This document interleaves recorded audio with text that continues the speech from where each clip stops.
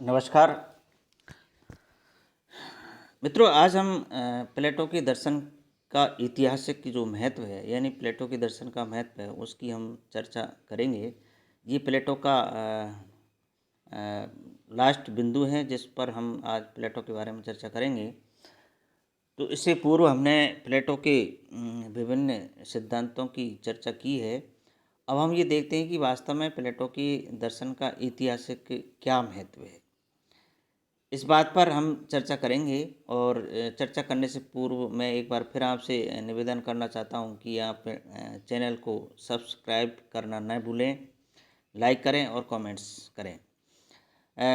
आपने प्लेटो की विभिन्न दार्शनिक जो सिद्धांत है, उन सिद्धांतों की वीडियो के माध्यम से आपने अध्ययन किया होगा, इसको समझा होगा। निश्चित रूप से मैं उम्मीद करता हूँ कि आपके समझ में आया होगा। आपने अगर ध्यान से पढ़ा होगा और ध्यान से आप पढ़ें, देखें इसको एक बार पुनः, इन वीडियोस को ध्यानपूर्वक सुनें, बुक्स में से इनको पढ़ें, निश्चित रूप से आपको समझ में आएगा।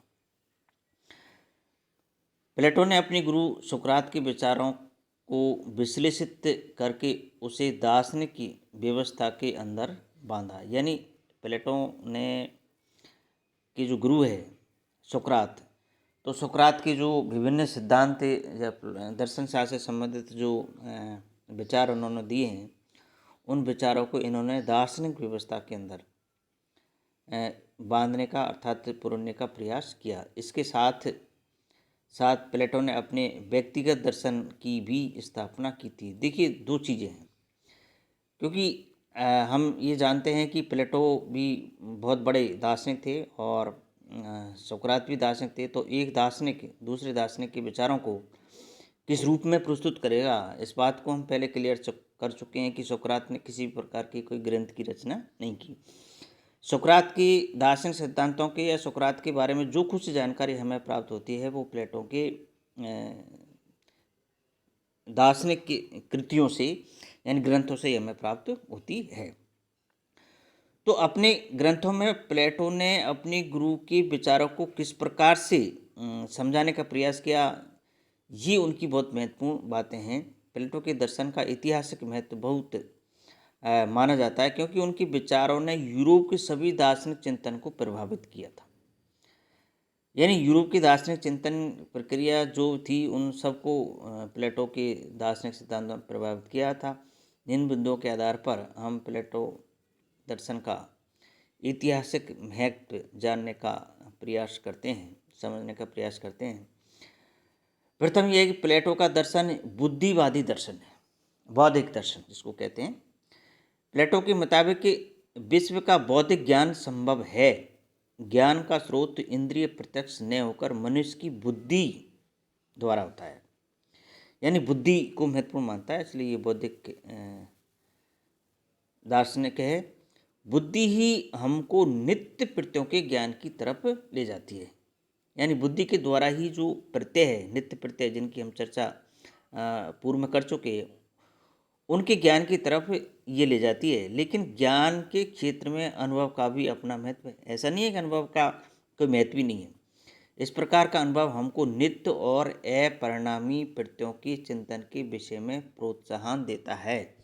यानी एक आधार भूमि या पृष्ठभूमि तो ये अनुभव ज्ञान भी हमें प्रत्ययों के ज्ञान कराने में सहायक हो सकता है। ये इस प्रकार की ये चर्चा करते हैं। दूसरी, प्लेटो का दर्शन एक यथार्थवादी दर्शन है। यथार्थवादी प्लेटो मन के अलावा यथार्थ इकाइयों को भी स्वीकार करते हैं। यानी यथार्थवादी का मतलब होता है कि वस्तुएं मन से पूर्णतः स्वतंत्र हो, हम पर मन पर नियंत्रित नहीं हो, है ना।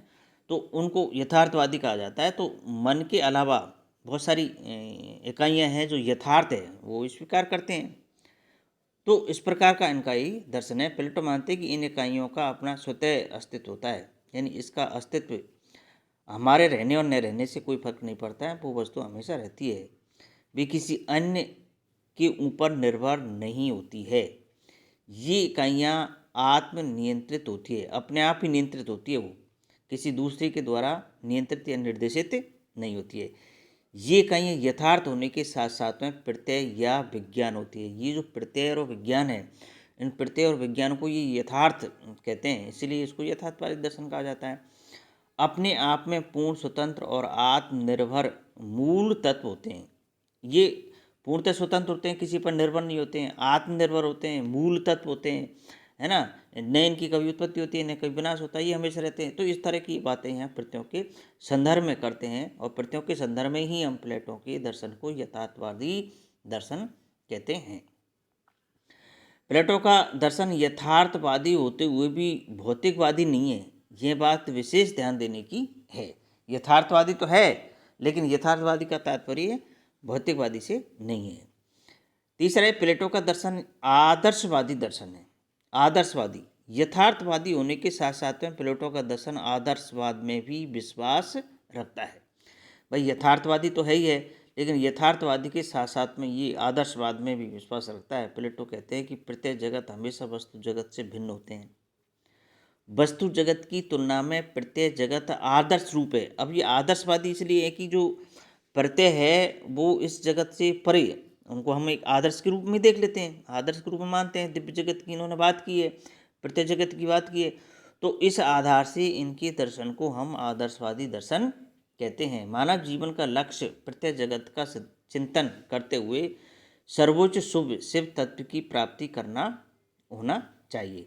तो ये इस प्रकार की ये बातें यहाँ करते हैं। इसके बाद में प्लेटो का दर्शन विश्वदेववाद की धारणा में आस्था रखता है। विश्वदेव, इस धारणा या सिद्धांत के मुताबिक सारा जगत उस एक विश्व आत्मा की एक झलक मात्र है। विश्व आत्मा की, यानी विश्वदेव का मतलब है कि संपूर्ण संसार का एक देव है, एक जिस पर इन्होंने विश्वास किया है, उसको कहते हैं विश्वदेववाद। और वो ये सारा जगत जो है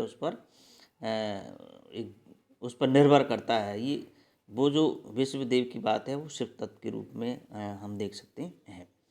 चौथा है कि प्लेटो का दर्शन एक ईश्वरवादी दर्शन है। एक ईश्वरवादी, प्लेटो ने डेमियर्स नाम के ईश्वर देव को जगत का निर्माता, कर्ता या रचयिता माना है, यानी एक ईश्वर को माना, जिन्होंने नाम भी दिया है डेमियर्स। प्लेटो इस सिद्धांत में कहते हैं यद्यपि डेमियर्स जगत की उत्पत्ति नहीं करता है, लेकिन संसार की सारी व्यवस्था उसी के कारण होती है। यानी सारी व्यवस्था जो है डेमियर्स के माध्यम से चलती है, निर्देशित होती है, उसके बिना कुछ भी नहीं हो सकता है। ये इस प्रकार की बातें यहाँ करते हैं। प्लेटो का दर्शन यंत्रवादी न होकर प्रयोजनवादी दर्शन है।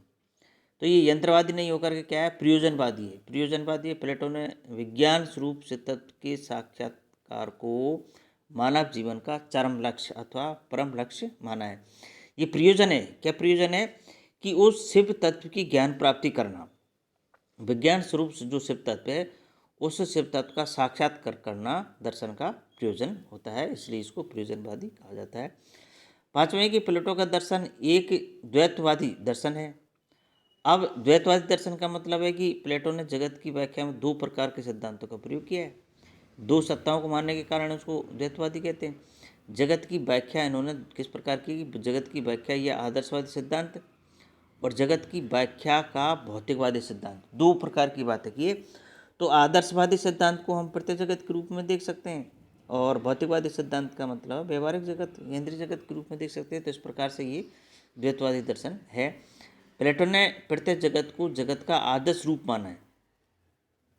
प्लेटो ने जो प्रत्येक जगत है उस जगत को एक आदर्श के रूप में मान लिया, जबकि उनका भौतिक जगत इंद्रिय धारित संसार है, ये इंद्रिय जगत जिसको हम भौतिक जगत कहते हैं। प्लेटो कहते हैं ये दोनों जगत, प्रत्येक जगत और भौतिक जगत एक दूसरे से पृथक होते हैं, अलग अलग कर दिया, क्योंकि उन्होंने प्रत्येक जगत को इस जगत से पूर्णतः अलग स्वतंत्र स्थापित करने का प्रयास किया है। प्लेटो के दर्शन का यह द्वैतवाद उसके समस्त दार्शनिक चिंतन का मूल आधार माना जाता है। यानी द्वैतवाद की उसके समस्त दार्शनिक चिंतन का जो मूल आधार है वो इनका ये द्वैतवाद है, और इसी द्वैतवाद ने आगे आने वाले सभी दर्शनों को पर्याप्त रूप से प्रभावित भी किया था। मुद्दे की बात यह है कि प्लेटो का दर्शन आज भी दार्शनिक जगत या विचार जगत एक खजाना, ज्ञान का खजाना माना जाता है। प्लेटो का प्रत्ययवाद, उनका प्रयोजन शास्त्र, मूल प्रकारों के रूप में प्रत्यय व्यवस्था, वास्तविक जगत की स्थिति, प्लेटो का द्वैतवाद और रहस्यवाद, उनके द्वारा की गई बुद्धि की प्रशंसा, इंद्रिय जगत की उपेक्षा, उनके द्वारा दी गई आत्मा की अमरता के पक्ष की युक्तियाँ, उनके मानव पतन की सिद्धांत तथा नैतिकता पर आधारित राज्य की अवधारणा, ये सभी बातें आज भी विद्वानों के लिए प्रेरणा का स्रोत बनी हुई है।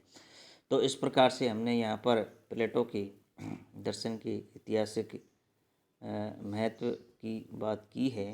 तो ये उनके प्लेटो के दर्शन का ऐतिहासिक महत्व है। धन्यवाद।